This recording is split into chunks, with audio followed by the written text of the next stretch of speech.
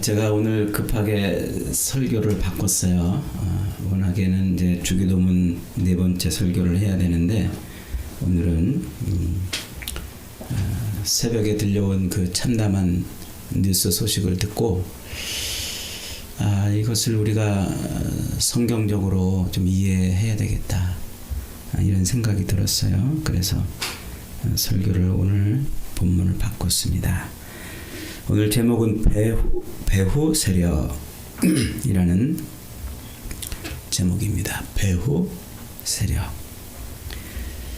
1914년 7월 28일에 전쟁이 터졌어요. 세계 1차 대전이죠. 1918년 11월 12일에 끝납니다. 요 4년간 벌어졌던 1차 세계대전은 유럽의 대부분의 나라들을 파괴했습니다. 그리고 미국과 일본 등 세계 여러 나라들이 함께 뛰어들어서 온 세상이 그냥 전쟁통이 되어버린 그런 전쟁이죠. 850만 명이 사망했고 2100만 명이 부상당했고 800만 명이 포로가 되었고 또 실종이 되었습니다. 이 어마어마한 전쟁, 전 세계가 전쟁의 소용돌이에 휩싸여서 죽고 죽이는 일이 벌어지는 이 전쟁이 어떻게 일어났을까요? 한 역사가는 이렇게 표현했습니다. 실로 우연과 실수의 연속이었다. 이렇게 표현했어요. 1차 세계대전이 일어난 그 이유를 우연과 실수의 연속이었다. 오스트리아의 황태자 프란츠 페르디난도 부부가 세르비아를 방문했습니다. 1914년 6월 28일에 있던 일이죠. 그런데 그 군중들 틈에 그 황태자가 지나가는 그 행렬을 보려고 수많은 사람들이 모인 그 군중들 틈에 그 황태자를 죽이려고 하는 저격범이 서 있었습니다. 그런데 그가 서 있는 앞으로 황태자가 탄 차가 휙 하고 지나가 버렸어요. 암살 기회를 놓친 거죠. 그렇게 황태자를 태운 차가 슉 지나서 저 시청을 돌아서 그 앞에서 다시 유턴을 해가지고 이 암살범이 서 있는 그 앞으로 지나오는 것 아닙니까? 암살범은 기회를 보려고 눈을 두리번두리번 그러고 있는데 또 자기 앞을 슉 지나가 버린 거예요. 또 기회를 놓쳤습니다. 이렇게 기회가 지나가 버린가 싶어서 멍하게 있는데 이게 웬일입니까? 자기 앞을 쑥 지나갔던 그 황태자를 태운 차가 슬금슬금 후진을 해오는 것 아닙니까? 그러더니 마치 준비됐으니 쏘시오 하는 것처럼 자기 앞에 딱 멈춰서는 겁니다. 이 청년은 자기도 놀랐어요. 얼떨결에 방아쇠를 당겨서 두 발을 쐈습니다. 그 자리에서 황태자와 황태자 부인이 죽었습니다. 그 황태자를 태웠던 차가 왜 자기 앞을 쑥 지나갔다가 왜 저 시청 앞에 가서 유턴을 해왔을까요? 그러던 차가 또 왜 쑥 지나가더니 얼마 가지 않아서 슬금슬금 후진으로 그 암살범 앞에 딱 멈춰섰을까요? 시청 앞에서 황태자가 이렇게 말했습니다. 아까 그 수류탄으로 큰 사람들이 많이 다쳤는데 우리 그 사람들이 있는 병원에 좀 갑시다. 이렇게 수행원들한테 얘기를 했어요.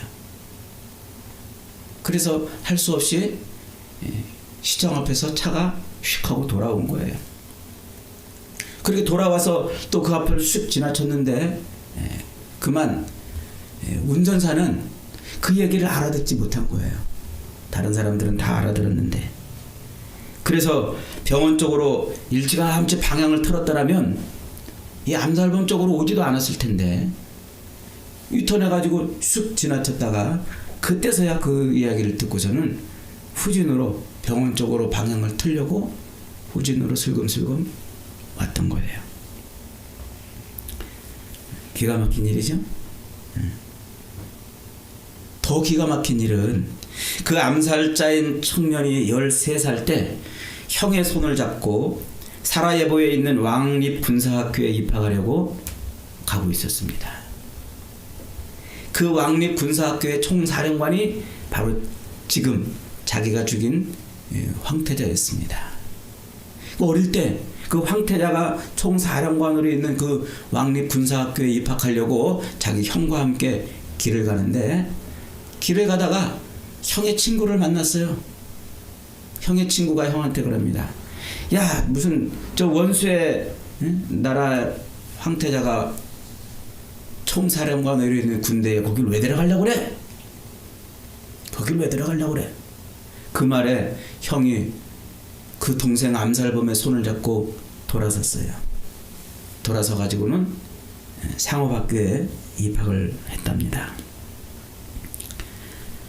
몇 년 뒤에 자기가 사령관으로 모실 뻔했던 그 황태자를 죽이게 되는데, 그가 입학한 학교에서 바로 그 황태자를 죽이자고 모의한 사람들을 만난 거예요.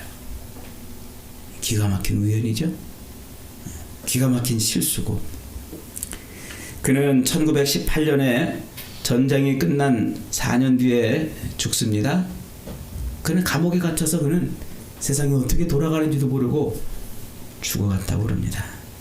여러분, 자세하게 제가 소개하지는 않았지만 세상에서 벌어지는 모든 일들, 우리 한 인간에게 벌어지는 그런 일들도 세상에 우연히 벌어지는 일이 없어요.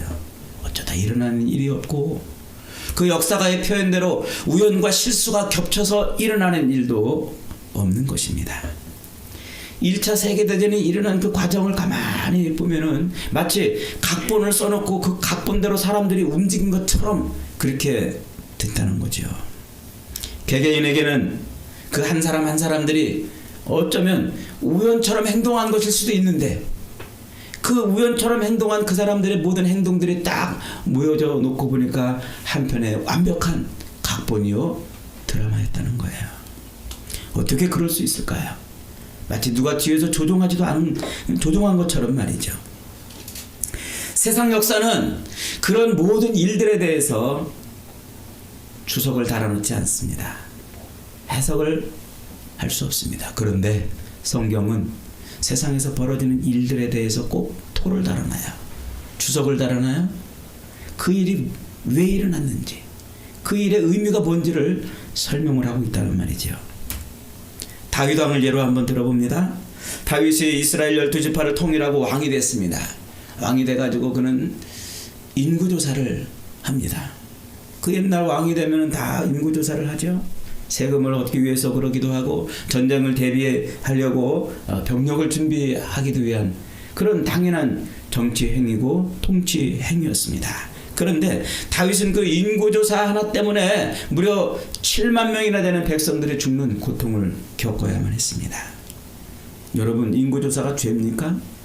인구조사가 모세도 2번씩이나 했고, 그 당시 수많은 나라의 왕들이 다 그렇게 하는 일인데 다윗이 그걸 했다고 해서 그것이 정말 수많은 사람들이 죽어야 될 만한 죄였냔 말이죠.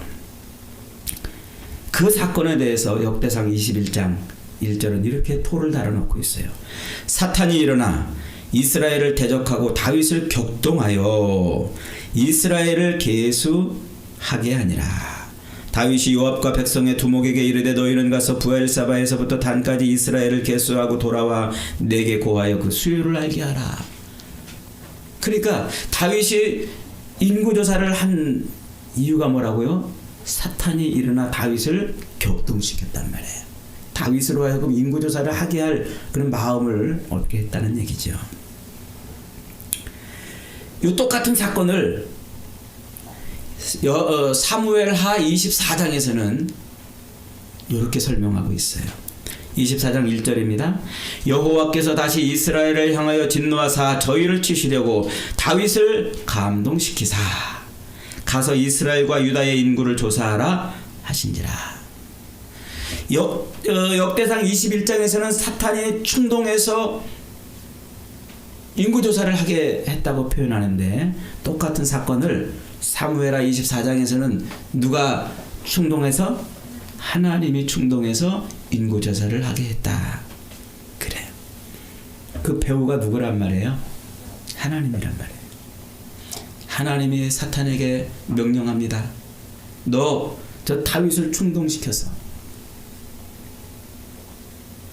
그로 하여금 내 징계를 받도록 해라. 내 징계를 받도록 해라. 하나님의 명령을 받은 이 사탄은 열심히 명령을 수행합니다. 그런데 그 일의 이유가 있어요. 다윗이 이스라엘의 왕이 된 이후 나라의 평화가 찾아왔습니다. 백성들은 태평성대 먹고 살 걱정도 없는 평화와 번성을 누렸습니다. 다 자기들이 잘나서 그런 줄 알았어요. 자기들이 잘해서 그런 줄 알았어요. 그들은 그렇게 평화를 누리며 점점 하나님을 잊어버리기 시작합니다. 우상을 섬기고 우상을 찾아다가 자기 집에 세워놓고 그러기 시작했어요. 하나님보다 군대와 백성들을 더 의지하기 시작한 다윗. 그래서 자기 힘을, 자기 권세를 나타내고 싶었습니다. 하나님은 그런 이스라엘에게 진노했어요. 교만해진 그 다윗의 마음을 누그러뜨리고 싶었습니다. 그래서 하나님은 다윗과 이스라엘을 징계하기로 작정하십니다. 하나님의 명령을 기다리고 있던 사탄은 즉시로 다윗을 충동해서 그 마음으로 하여금 교만을 뿜어내게 하자 결국 모두가 다 말리는 인고조사를 감행하게 하는 거예요. 그 대가로 이스라엘 전역에는 3일 동안 전염병이 돌았고 7만 명이 죽는 징벌을 받습니다. 이 사건으로 다윗은 다시 한번 하나님 앞에 엎드려 눈물, 콧물 흘리며 회개하지요. 하나님 앞에 무릎 꿇고 하나님 앞에 다시 무릎 꿇어 하나님을 예배하는 영적인 사람이 되는 겁니다. 여러분, 세상에서 벌어지는 모든 일들 우연히 벌어지는 일이 없어요. 세상 역사는 그것을 해석하고 세상 역사는 그것에 주석을 달아주지 못하지만 성경은 세상에서 벌어지는 일들이 왜 그런가 하고 주석을 그렇게 달아주고 있어요. 그 세상에서 벌어지는 일들의 그것을 우리가 영적인 눈으로 이해할 때 세상에서 벌어지는 일은 하나님이 하시는 일이구나. 저것을 통해서 하나님이 우리를 깨우치고 저것을 통해서 저 사건을 통해서 우리에게 하나님이 뭔가 징계하시고 말씀하시는 것이 있구나. 이런 영적인 눈으로 이 사건들을 바라볼 때 그때 세상의 모든 일들이 풀리는 거예요. 우리 인생도 마찬가지예요. 우리가 누구를 만나서 누구와 결혼하고 누구와 또 다투고 누구와 돌아서고 누구와 함께 어깨를 마주하고 누구와 함께 생사고락을 같이 하는 그런 일들을 만나는 이것들이 이게 어쩌다 그런 것이 아니고 하나님이 하나님의 의를 이루거나 아니면 하나님의 진노를 부으시거나 이 두 가지 그림밖에 없어요. 이 그림을 이해해야 돼요. 여러분, 가룟 유다가 왜 예수님을 팔았습니까? 우리 충분히 가룟 유다 입장에서 생각해 볼 수 있어요. 그 당시에 메시아, 다윗의 후손으로 오시는 메시아는 세상을 뒤엎을 메시아라고 모든 이스라엘 백성들이 기대했어요. 모두가 다 그런 메시아를 기다렸습니다. 그런데 예수님이 오셔서 자신이 메시아라고 그러는 거예요. 그러니 그분이 오셔서 세상을 뒤엎을 줄 알았습니다. 저 로마를 뒤집어 엎어서 로마로부터 해방을 얻고 저 국민들을 백성들을 착취하는 저 헤롯의 손아귀로부터 자기들을 구원해 줄 줄 알았어요. 그리고 수많은 율법으로 자기들을 옥죄고 있는 저 종교 지도자들로부터 자기들을 해방시켜 줄 줄 알았어요. 그런 메시아를 기대했는데 나는 죽으러 가노라. 나는 죽으러 가노라. 그런 말을 하는 예수를 이해할 수 없었어요. 특별히 가룟 유다는 돈을 많이 사랑한 사람이에요. 예수를 쫓아다니면 분명히 세상을 뒤엎는 그런 일 통해서 자기에게 한 자리를 줄 것이라고 생각을 했습니다. 그런데 대세가 이미 예수님이 십자가에 달려 죽는 그런 일로 대세가 기울어져 버렸어요. 가룟 유다는 얼른 마음을 돌이켰어요. 그래서 그는 대제사장들과 결탁해서 이럴 바에 차라리 돈이라도 몇 푼 주자 생각해서 예수님을 팔아 넘겼습니다. 그런데 그 사건을 요한복음 13장은 뭐라고 토를 달아줬습니까? 13장 26절 27절에 보니까 빵 한 조각을 찍으셔다가 가룟 시몬의 아들 유다에게 주시니 조각을 받은 후 사탄이 그 속에 들어간지라. 이에 예수께서 유다에게 이르시되 내 하는 일을 속히 하라 하시니라. 그 마지막 날 밤에 제자들을 모아놓고 성찬식을 하는데 그 성찬식에서 가룟 유다가 빵을 찍어서 그 빵 조각을 받아 먹고 있는 그때 누가 들어갔다고요? 사탄이 들어갔다고. 여러분, 성경이 반복해서 집요하게 우리에게 가르쳐 주려는 게 뭡니까? 벌어지는 모든 일들에는 뭐가 있다? 배후가 있다. 배후가 있다. 오늘 우리가 읽은 이 열왕기하 11장은 아주 그것을 명확하게 보여주는, 그것을 아주 분명하게 보여주는 그런 본문이에요. 이 안경을 끼고 세상을 살아라는 거예요. 옛날처럼 우리나라처럼 옛날에 이스라엘이 남과 북으로 갈라졌어요. 그래서 남쪽 유다와 북이스라엘 이렇게 갈라져서 살던 때입니다. 그 북이스라엘에 아주 뛰어난 왕이 하나 있었는데 정치적으로 아주 뛰어난 왕이 있었습니다. 오므리라는 왕입니다. 오므라이스는 아니고 기억하기 쉬우라고 오므라이스 그런 거예요. 버무려라. 오므리라는 왕이 있었어요. 그 오므리 왕이 뛰어난 정치력을 발휘합니다. 그래서 주변 나라들과 정략 결혼을 해서 평화를 유지하려고 그래요. 전쟁이 아니라 평화를 유지. 그래서 자기 아들 아합을 저 북쪽의 시돈 왕의 딸하고 결혼시켜요. 그래서 시돈의 딸을 이세벨이라는 여자를 자기 아들 아합과 결혼시켜서 아합과 이세벨이 아들과 며느리가 되는 거예요. 그리고서는 그 아합과 이세벨이 결혼해서 낳은 그 딸, 그 아달랴라는 그 딸을 이번에는 남쪽 유다 왕하고 혼인을 시켜요. 그래서 남쪽 유다하고도 정략 결혼 관계로 평화를 유지하려고 그러죠. 그렇게 정략 결혼을 그렇게 오므라이스 섞듯이 섞어가지고 이곳저곳과 정략 결혼을 해서 그 오므리 왕이 그렇게 정치력을 발휘한 그것이 효과를 발휘해요. 두로와 함께 페니키아의 대표적인 도시였던 시돈과는 한동안 평화를 유지합니다. 그 시돈은 두로와 함께 실크로드가 주중으로 나가는 그 바로 종착점이고 출발점이에요. 큰 번성을 누리게 되죠. 남쪽 유다와도 여호람과 자기 손녀딸을 결혼시켜가지고 평화관계를 유지합니다. 그래서 이 오므리 시대에는 아주 태평성대를 누리는 거예요. 그런데 그 시돈 땅에서 데려온 그 며느리 이세벨이 기가 막힌 일을 벌이는 거예요. 어떤 일을 벌입니까? 자기 고향에서 섬기던 그 바알 신을 북이스라엘의 종교로 삼아버렸어요. 그래서 여호와 하나님을 섬기는 선지자들을 죽이고 바알을 섬기는 선지자들을 대거 양성해가지고 바알 세상을 만들어 버렸습니다. 이스라엘이 금방 바알 종교 나라가 되어버린 거예요. 그 바알 선지자 수백 수천 명을 세워놓고 곳곳에 산당을 세워놓고 그들을 먹여 살린 거예요. 그때 그들과 싸운 선지자가 누굽니까? 엘리야 선지자 아닙니까? 그런데 이와 비슷한 일이 또 일어나요. 이 북쪽이 완전히 바알 신앙으로 넘어가 버린 그 기가 막힌 일이 벌어졌는데 이번에는 그 아합과 이세벨의 딸인 아달랴를 남쪽 유다 여호람 왕과 결혼시켰잖아요. 그런데 이 여호람에게 시집간 이 아달랴가 자기 남편 여호람이 8년 만에 죽자 이 아하시야라는 자기 아들을 왕으로 세워요. 왕으로. 그런데 이 아하시야가 1년 만에 죽어요.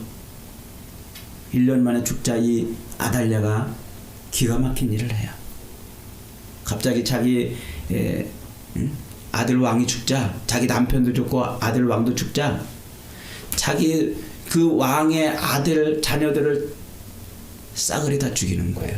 자기 손주, 손자, 손녀들을 다 죽이기 시작합니다. 그러니까 이 남쪽 아달랴의 이 미친 짓으로 누가 끊어져요? 다윗의 후손이 끊어지는 거예요. 아달랴는 그렇게 자기 남편이 죽고 자기 손주들을 다 죽인 다음에 스스로 남유다의 왕이 되었습니다. 여왕이 된 거죠. 여왕이. 그렇게 6년 동안을 통치하는데 그 자기 손주들을 다 죽일 때 그 아달랴의 딸이었던 여호사밧이라는 딸이 있어요. 이 딸이 여호야다라는 제사장하고 결혼을 해가지고 신앙을 갖고 살던 딸이에요. 이 어머니 아달랴가 자기 손주들을 다 죽이는데 그 손주들 중에서 핏덩어리 하나를 몰래 훔쳐가지고 그 핏덩어리를 성전의 골방에 숨겨서 6년 동안 몰래 키웠어요. 그리고 7년째 되는 날 자기 남편 여호야다와 그리고 성전을 지키는 경비병들과 함께 쿠데타를 벌이죠. 요 아달랴, 이 악한 여인을 죽이는 그런 쿠데타를 벌여요. 그리고 그 어린 아기 훔쳐가지고 6년 동안 키워냈던 그 요아스라는 어린 아기를 다윗의 후손인 왕으로 세우는 거예요. 다윗의 혈통이 끊어질 뻔했던 그 일을 누가 막아냈어요? 여호사밧과 여호야다 두 사람이 막아낸 겁니다. 아달랴는 6년 동안에 유다의 전역에 바알 종교를 심어놨어요. 자기 어머니 이세벨이 북이스라엘을 그렇게 했던 것처럼 이 아달랴도 남쪽 유다에서 온통 하나님의 신앙을 버리고 바알을 섬기는 사람들을 가득 만들어 놓은 곳입니다. 그런데 그것을 누가 막습니까? 그의 딸 대제사장과 결혼했던 여호사밧이 자기 남편과 더불어서 다윗의 후손으로 이어지는 그 왕위를 잇겠다고 어머니를 죽이고 쿠데타를 일으킨 것이죠. 아달랴가 왜 그런 미친 짓을 했을까요? 다윗의 후손으로 오는 혈통을 끊어버리려고 한 겁니다. 혈통을. 이 아달랴의 배후에는 누가 있었을까요? 다윗의 후손으로 오는 그 왕을 미리 끊어버리려고 사탄이 배후를 장악한 겁니다. 여러분 가끔 우리 영화 그런 거 보시잖아요. 영화 보면은 미래에서 터미네이터 미래에서 누가 와가지고 지금 이 아기를 지켜내고 이 학생을 지켜내고 뭐 이런 영화 있잖아요. 그래야 이 아이가 커가지고 나중에 미래 전쟁을 승리하는 그런 용사로 자라기 때문에. 그래서 미래에서 온 이 적군 터미네이터가 와가지고 이 아기를 죽이려고 그러는데 누가 또 막아주고 지켜주고 나중에 미래 전쟁을 승리하게 하는 그런 이 구도. 그게 바로 여기서 온 거예요. 이 스토리에서 온 겁니다. 그 배우가 있다고 지금 밝히는 건데 그 영화에서는 그것을 그냥 미래에서 누군가 온 것이라고 말하지만 성경은 뭐라고 말합니까? 사탄과 하나님의 전쟁으로 그렇게 묘사하고 있는 겁니다. 여러분 아달랴와 여호사밧이라는 이 두 여인은 이스라엘 역사 중에서 사탄이 자기의 모든 화력을 동원해서 다윗의 혈통을 끊어버리려고 하는 그 전쟁에 아주 치열하고 참혹한 그 전쟁에서 살았던 두 주인공입니다.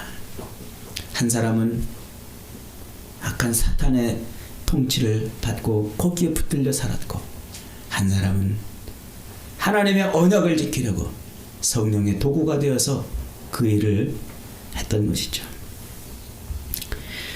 아담과 하와가 선악과를 따먹을 때 그 배우가 누구였습니까? 그들이 그냥 선악과를 보고 그냥 따먹었나요?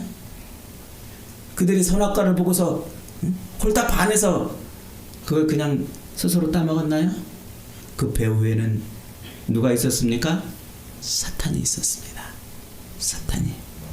사탄 마귀가 그것을 따먹고 하나님처럼 되보라고 충동질했기 때문에 죄악에 빠진 것이죠.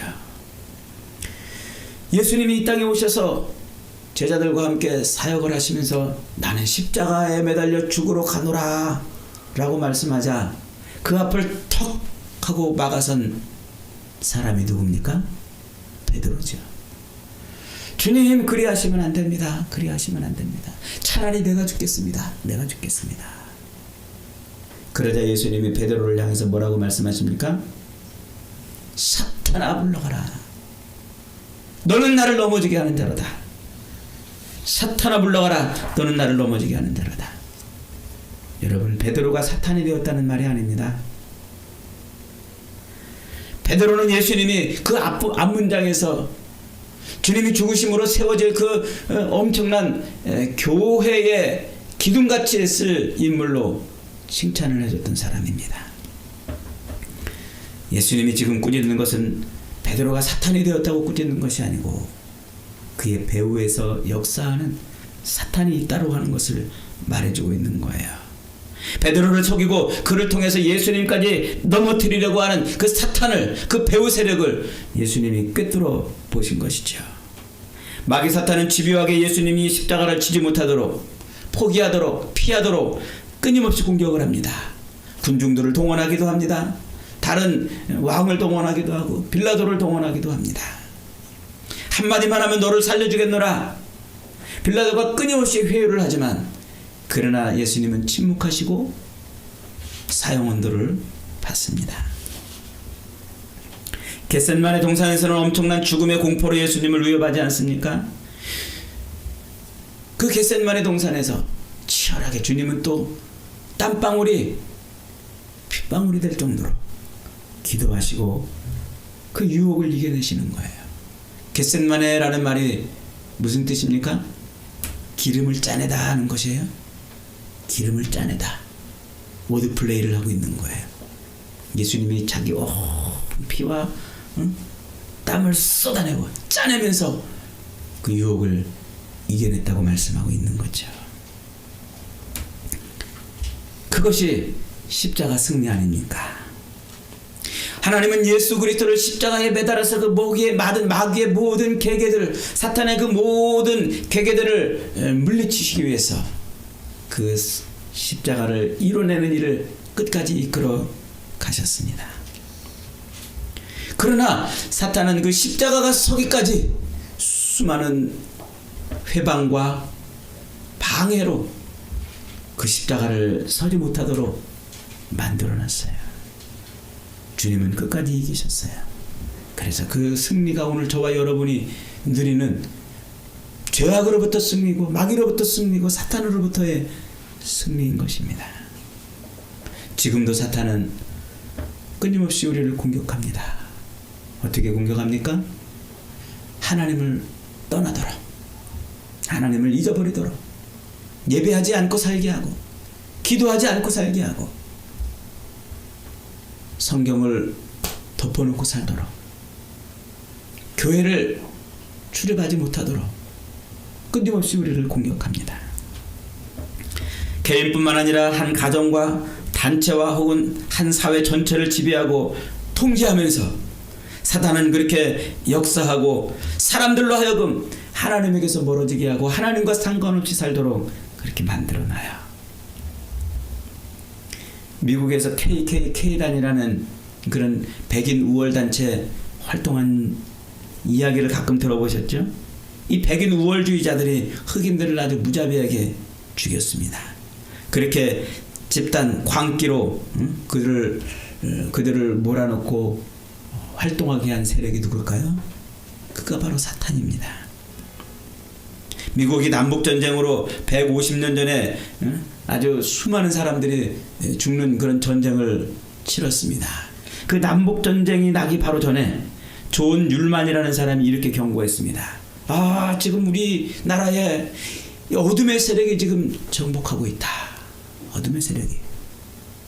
우리에게 하나님의 큰 진노가 임할 것 같다. 남북전쟁이 일어나기 전에 존 율만이라는 사람이 이렇게 외쳤어요. 지금 젊은이들이 정상적이 아니다. 교회를 떠나고 마약을 하고 젊은이들이 지금 신앙을 벗어나는 이런 일들이 벌어지고 있다. 이게 지금 우리나라에 어둠이 임한 것이다. 이렇게 외쳤어요. 하나님의 큰 진노가 임할 것이다. 그 예언이 있은 지 얼마 뒤에 미국은 남북전쟁으로 수많은 사람들이 죽고 수많은 젊은이들이 죽어버렸습니다. 히틀러의 등장으로 그에게 맹목적 충성을 바친 독일 국민들과 그로 말미암아 벌어진 그 유럽의 처참한 사육 현장을 여러분 아십니까? 그 역사의 배후에 그 일이 우연히 일어난 것이 아니에요. 유대인을 완전히 멸하고자 하는 그런 히틀러의 욕망에서부터 비롯된 전쟁입니다. 사탄이 역사하고 있는 거죠. 김일성과 김정은 정권도 마찬가지입니다. 저 북한 정권을 보십시오. 정상적입니까? 도무지 정상적이지 않아요. 김일성은 동방의 예루살렘이라고 불렸던 저 평양과 선천의 그 수많은 교회들을 다 허물어버리고 거기에 자기를 섬기는 그런 우상 재단을 세워놨습니다. 그것이 지금까지 이어지고 있어요. 지금까지. 사탄의 개가 되어 마귀의 개가 되어서 그 아름답던 구원의 땅, 그 북한 땅을 남한보다 훨씬 더 뜨겁게 열렬하게 하나님을 찬양하던 그 북한 땅을 지금 저주의 땅으로 만들어버렸어요. 지금도 김정은 정권이 하는 거 보세요. 정상적입니까? 도무지 정상적이지 않습니다. 그런 정권과 손을 잡고 뭔가를 해보려고 하는 시도는 어쩌면 가슴에 불덩어리를 안는 것과 다를 바 없다고 생각이 됩니다. 여러분, 우리의 개인의 인생이나 사회나 이 나라에 되어지는 모든 일들은 어쩌다 되는 것이 아니에요. 하나님이 살아계셔요. 살아계신 하나님이 세상을 움직이고 주무르시고 그 하나님의 나라가 완전히 서도록 그렇게 역사하시는데 끊임없이 악한 사단 마귀는 그것을 방해하고 어떻게 하면 하나님에게서부터 심령들 한 심령이라도 더 뺏어갈까 애쓰고 몸부림치고 있단 말이죠. 여러분 어제 뉴스를 보셨죠? 정상적입니까? 그 좁은 이태원 동네에 10만여 명이 모였다잖아요. 압사당한 것이 그들이 깔려가지고 압사당한 것이 아니라 선체로 그냥 압사가 돼가지고 숨을 쉬지 못해서 죽었다는 겁니다. 얼마나 많은 사람들이 그 속에 그렇게 몰려들었습니까? 이게 정상입니까? 선체로 압사당했다는 이것이 도무지 이해가 되는 일이냔 말이죠. 배후가 있지 않고서는 도무지 설명할 수 없는 그런 일이 지금 우리한테 벌어진 거예요. 거기에 간 그들이 잘못됐고 그들이 미쳤고 그들이 뭔가 악해서 그런 것이 아니라 이런 현상들을 통해서 하나님이 지금 우리에게 말씀하시는 것이 있는 거예요. 전 예전에 제가 학생회를 가르치고 있을 때 그때 뭡니까 저 어디 운동 경기장에서 이렇게 그 락 페스티벌인가 헤비메탈 공연을 한다고 그러는데 한 학생이 거기를 갔다 온 거예요. 몇 명이서 갔다 온 거예요. 그러면서 막 자랑을 하는 거예요. 막 가지고 오빠 하고 막 소리를 지르고 막 속옷을 벗어가지고 막 던지고 막 그러고 갔다는 거예요. 여러분 생각해 보세요. 이게 정상적인 사람이 할 수 있는 겁니까? 동성애자들이 모여있는 그 자리를 가보세요. 서로 옷을 벗고 속옷을 내던지고 옷을 찢고 마약을 먹고 서로 부둥켜서 짐승처럼. 이게 정상입니까? 배우의 세력이 없으면 불가능해요. 배우의 세력이 없이는. 맨발로 시퍼런 작두에서 춤을 추는 그 무당의 고개를 서커스라고 말할 수 없는 것처럼, 도무지 우리가 상상할 수 없는, 우리가 도무지 정상적인 생각을 가지고 있는 사람들은 할 수 없는 그런 일들이 벌어지는 것은 배우의 세력이 있기 때문에 그래요.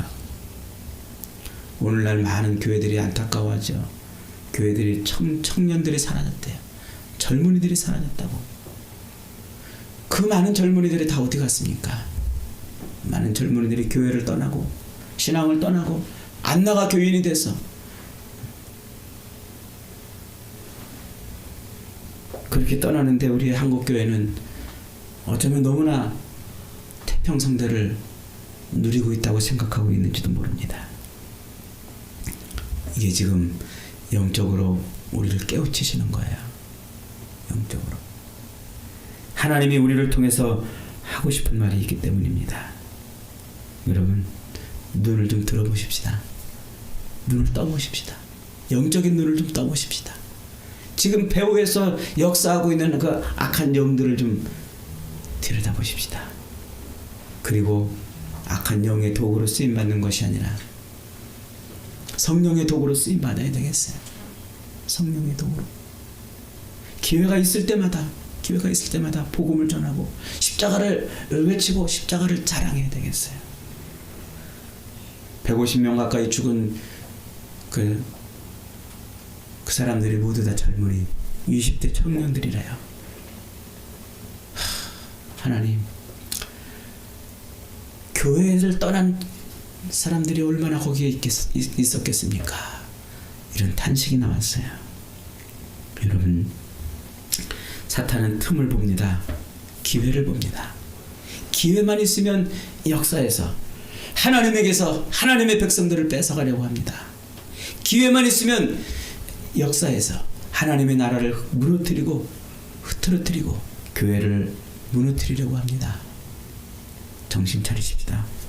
조금 더 눈을 뜨고 세상의 모든 일들이 벌어지는 이 배후에 있는 악한 영들을 분별해내고 성령의 도구가 되십시다.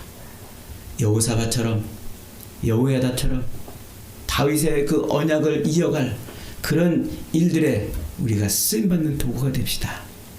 이 어두운 세대, 이 악한 세대, 하나님이 아들을 십자가에 매달아 죽이시기까지 우리를 구원하시고 하나님 나라를 이끌어 가시려고 하는데, 우리가 그 일을 위해서 애쓰고 그 일을 위해서 헌신해야 되지 않겠습니까? 십자가에 달린 예수를 고백하십시다. 십자가에 달린 예수를 자랑하십시다. 십자가에 달린 예수를 증거하십시다. 내 주위에 있는 사람들에게 끊임없이 이 십자가 믿음을 외치십시다. 그래서 이 악한 모든 사단의 세력을 제압하고 하나님의 나라를 이루는 저와 여러분이 다 되시기를 주님의 이름으로 축복합니다.